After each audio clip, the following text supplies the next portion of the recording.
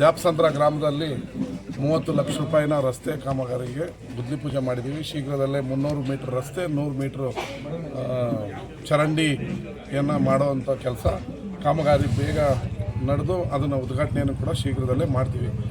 ದ್ಯಾಪ್ಸಂದ್ರದ ಜನ ಪ್ರೀತಿಯಿಂದ ನಿತ್ಯ ಶಾಸಕರು ಅಂತ ಬಿರುದು ಕೊಟ್ಟಿದ್ದಾರೆ. ಅವರ ಪ್ರೀತಿಗೆ ಋಣಿ. ಆದರೆ ಇದು ದಿನನಿತ್ಯ ಇನ್ನಷ್ಟು ಕೆಲಸ ಬಡವರ ಪರ ಮತ್ತು ಜನರ ಪರ ಮಾಡೋದಕ್ಕೆ ಪ್ರೇರೇಪಣೆ ಆಗ್ತದೆ. ನನ್ನ ಕ್ಷೇತ್ರವನ್ನು ಮಾದರಿ ಕ್ಷೇತ್ರವನ್ನು ಮಾಡಬೇಕು ಅನ್ನೋದು ನನ್ನ ಗುರಿ. ಅದರ ನಿಟ್ಟಿನಲ್ಲಿ ನಮ್ಮ ಮುಖ್ಯಮಂತ್ರಿಗಳು, ಉಪಮುಖ್ಯಮಂತ್ರಿಗಳು, ಉಸ್ತುವಾರಿ ಸಚಿವರು ನಮಗೆ ಬೆಂಬಲ ನೀಡ್ತಾ ಇದ್ದಾರೆ. ಇನ್ನಷ್ಟು ಫಂಡ್ಗಳನ್ನು ತಂದು ಈ ಮಂಡ್ಯ ವಿಧಾನಸಭಾ ಕ್ಷೇತ್ರವನ್ನು ಮಾದರಿ ಕ್ಷೇತ್ರವನ್ನಾಗಿ ಮುಂದಿನ ದಿನಗಳಲ್ಲಿ ಮಾಡ್ತೀನಿ. ಧನ್ಯವಾದಗಳು.